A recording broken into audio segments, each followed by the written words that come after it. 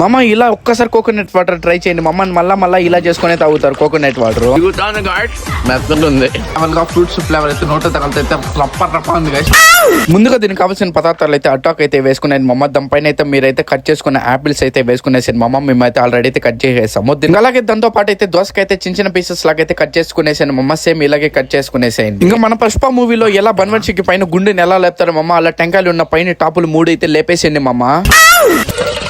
ఇంకా ఒక చిన్న బౌల్లోకి అయితే కోకోనట్ వాటర్ అంతా పోసేది. మీరైతే టెంకాయ కట్ చేస్తారు కదా మమ్మ, దాని లోపల వచ్చే కొబ్బరి అంతా తీసి అయితే సైడ్ అయితే పెట్టుకునేసి ఇంకా ఇంతసేపు కట్ చేసుకున్న ఫ్రూట్స్ అంతా అయితే కోకోనట్ వాటర్ లోపలికి అయితే వేసేయండి మమ్మ. ఆపిల్కాయ, కొబ్బరి. తర్వాత ఏం చేయాలో తెలుసు కదా మమ్మ, మిక్సింగ్